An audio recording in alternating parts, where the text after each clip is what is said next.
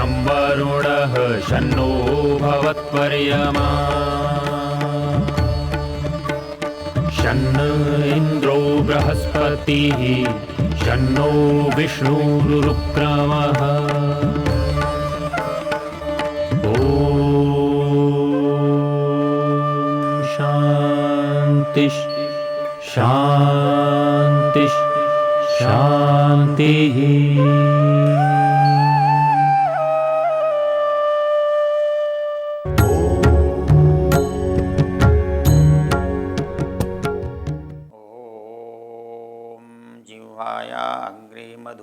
जिह्वामूले मधुलकं ममेदनुकृतावसो मम चित्तम् उपायसि। ओम शांति शांति शांति। हम इस वेद विज्ञान के प्रसंग में अथर्ववेद की चर्चा कर रहे हैं। अथर्ववेद के 35वें सूक्त की चर्चा है प्रथम कांड के, और उसके दूसरे मंत्र पर हम विचार कर रहे हैं। इसका ऋषि अथर्वा है और इसका देवता मधु वनस्पति है। बात तो वनस्पति की कर रहे हैं, लेकिन हमारा प्रयोजन हमारे मन वचन कर्म को मधुर बनाना है। वो वनस्पति हमारे मन वचन कर्म को मधु बनाएगी ऐसा है नहीं, ऐसा होता नहीं कि किसी को आप गुड़ खिला के उससे मधुर बुलवा लेंगे। लेकिन ये कह सकते हैं कि आप गुड़ खाइए, मधुर बोलिए। अपने यहाँ दक्षिण में संक्रांति के समय में तिल और गुड़ का वितरण करते हैं, प्रसाद के रूप में बांटते हैं, एक दूसरे को प्रेम में तिल और गुड़ खिलाते हैं। मराठी में कहा जाता है तिल गुड़ घ्या गोड़ गोड़ बोला। तिल और गुड़ खाइए, लीजिए और मीठा मीठा बोलिए। तो हमारा भाव ये रहता है कि जो हम मधुरता के संपर्क में आते हैं, मधुर पदार्थों का उपयोग करते हैं, तो उनसे मधुरता का ग्रहण करें, मधुरता की शिक्षा लें।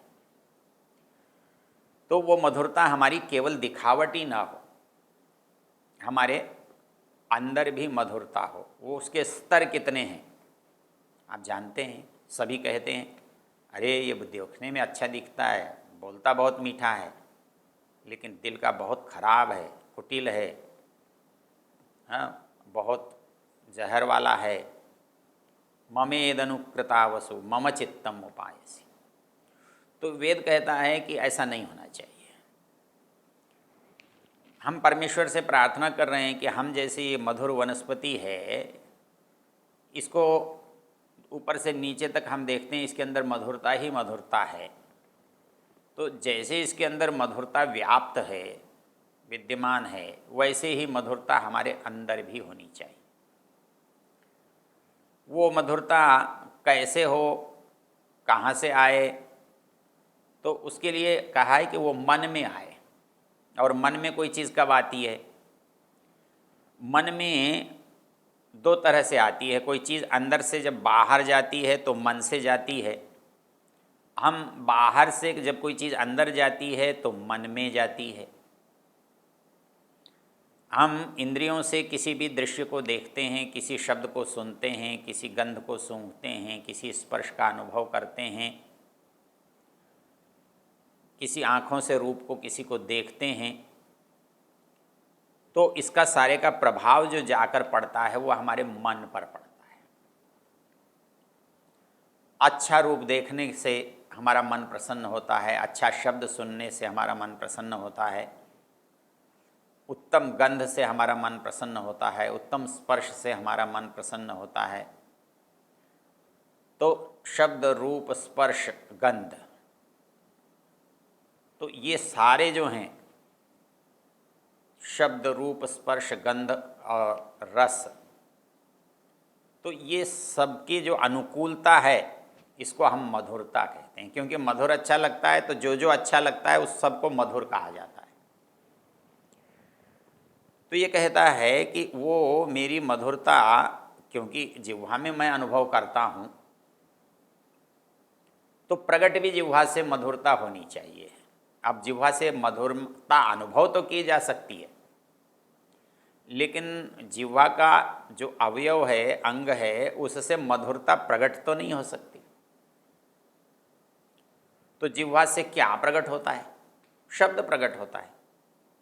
तो इसलिए जो उससे प्रकट होता है उसमें यदि वो चीज़ है तो वो उसी की मानी जाएगी। मैं जीभ से बोलता हूँ तो बोलने का आधार मेरा जीभ है, इसलिए मैं मधुर बोलता हूँ तो मेरी जीभ भी मधुर कहलाती है, यद्यपि मधुरता का जीभ से कोई संबंध नहीं बनता। मैंने लड्डू खाया, ये मधुरता मेरी जीभ पर आती है, लेकिन मैंने किसी को मधुरता से बोला, उसकी संवेदना जीभ नहीं करती। लेकिन नहीं करती तो भी कहीं तो कहीं होती है। तो कहाँ होती है? मन में होती है। क्योंकि जैसे कोई पदार्थ जिह्वा पर अनुभव करने के बाद वो मधुरता जाती कहाँ है? हम सोचते तो हैं कि ये मधुरता हमारी जिह्वा पर आ रही है। यदि जिह्वा पर ही मधुरता आती तो मुर्दे को खीर खिलाने से क्या उसे मीठी लगती? नहीं लगती।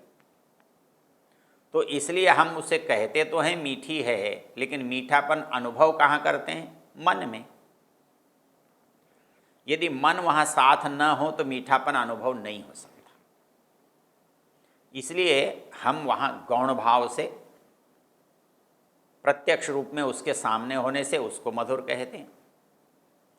वैसे ही जिह्वा से जो प्रकट होने वाली चीज़ है शब्द, वो शब्द क्योंकि दूसरे के मन पर मधुरता का प्रभाव डाल रहा है, इसलिए उसे हम जिह्वा का ही कहते हैं, उसका आधार जिह्वा को ही मानते हैं।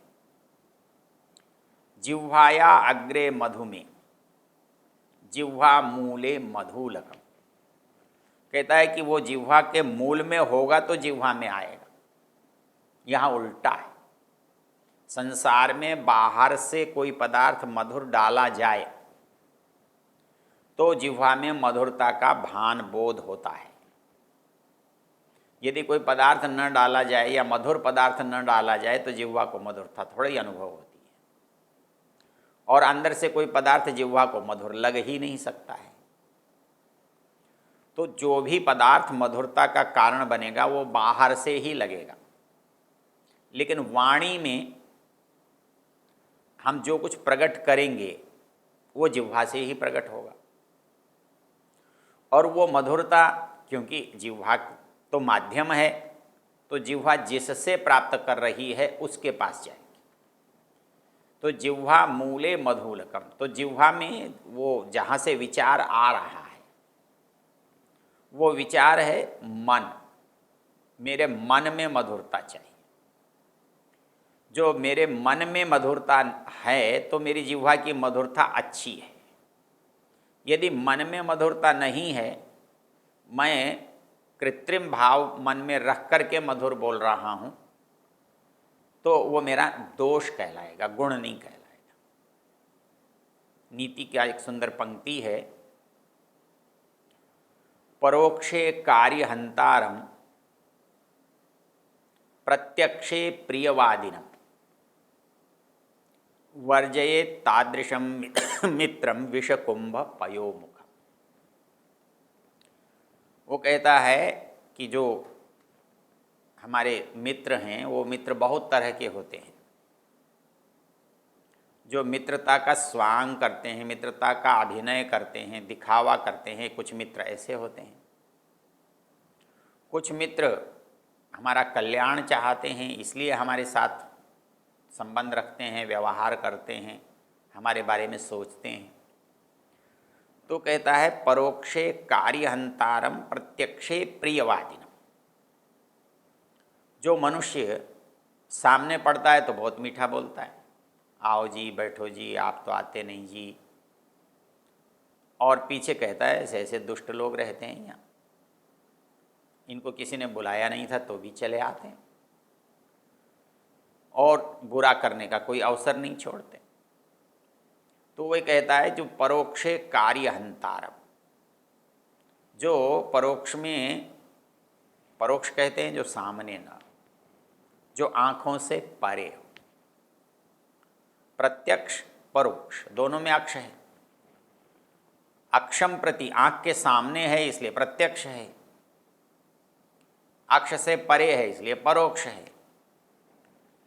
जो प्रत्यक्षे प्रियवादिनम,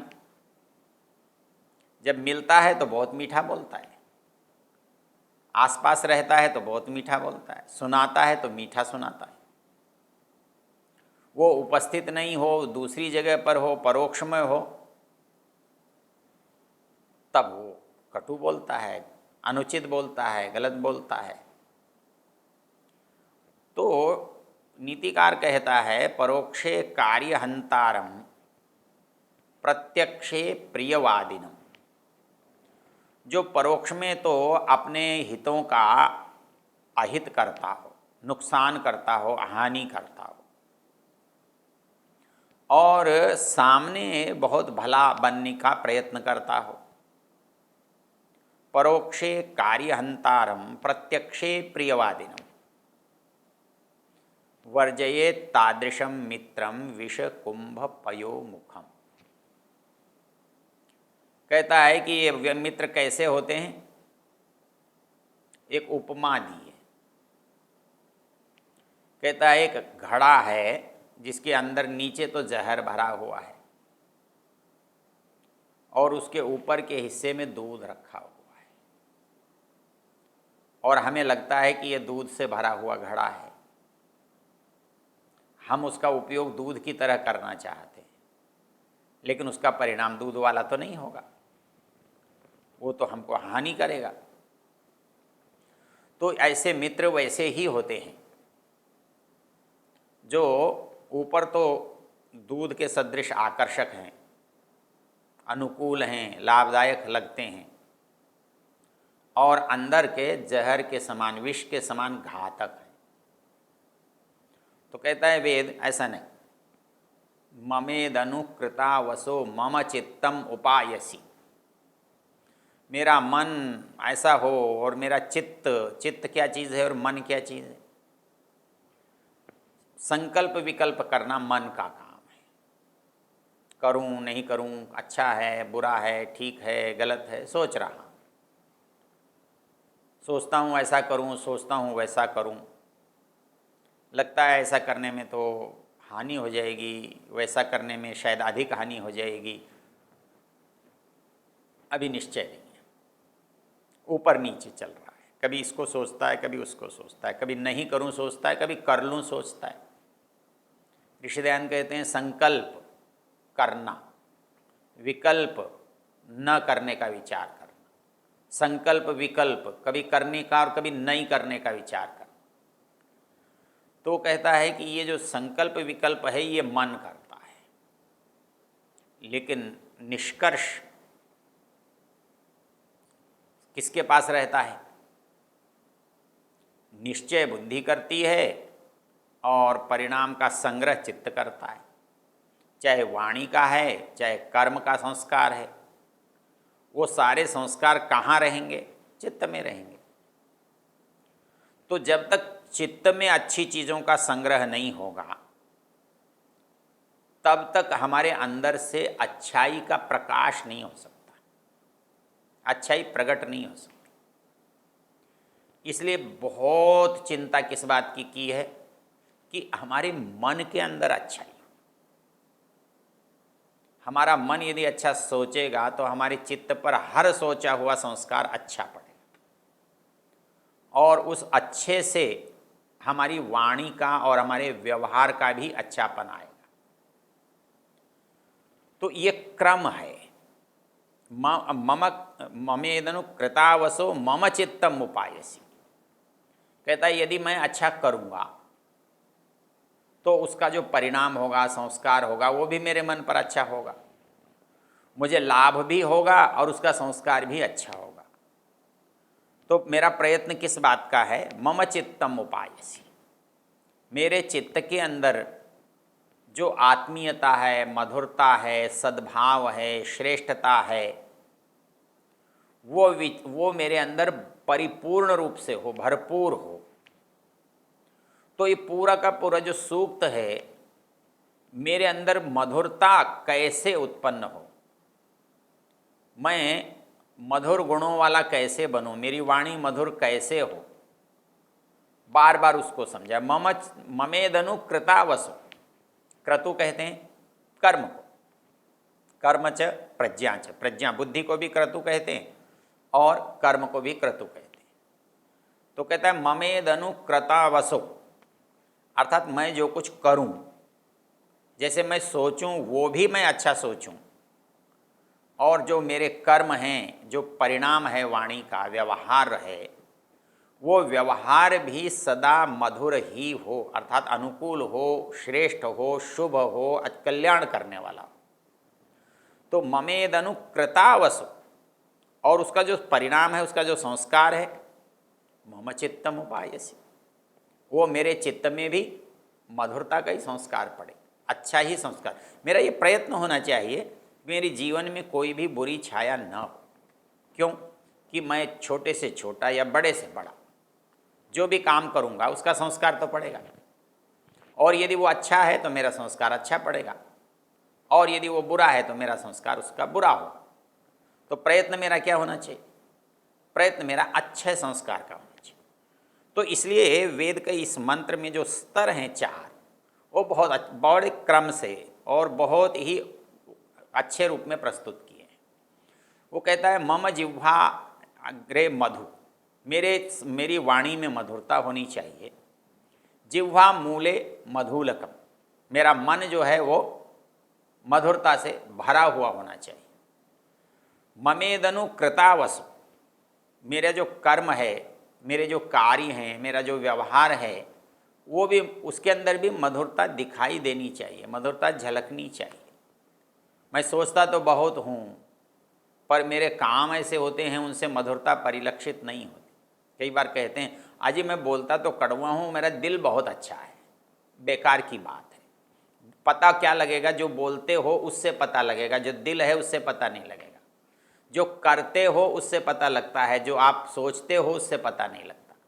इसलिए वेद कहता है मम चित्तम उपायसी ममेदनु कृतावसु, मेरे चित्त में जो है वो मेरे कर्म में भी आना चाहिए। मेरे कर्म में यदि अश्रेष्ठता परिलक्षित होती है तो कोई भी ये कह सकता है कि मेरा चित्त श्रेष्ठ है, मेरे मन में अच्छी बात है, मैं वाणी से भी अच्छी बात कहता हूँ। और यदि केवल मैं ये सोचता हूँ कि मैं मन में तो बहुत अच्छा सोच रहा हूँ और मेरा व्यवहार, मेरी वाणी इस तरह की है कि वो अच्छा प्रभाव नहीं डालती, नहीं छोड़ती, तो वो अच्छी नहीं कही जा सकती। क्यों? इसीलिए क्योंकि उसका मेरे चित्त पर अच्छा प्रभाव नहीं पड़ता, मेरे चित्त पर नहीं पड़ता तो दूसरे पर भी नहीं पड़ता।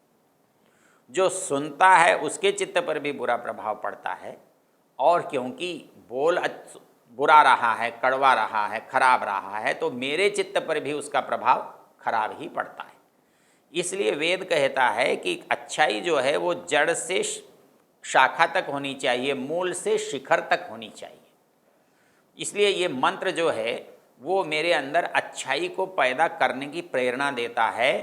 जिह्वाया अग्रे मधुमे जिह्वा मूले मधुलकम ममेदनु कृतावसो मम चित्तम उपायसी। ओम शांति शांति शांति।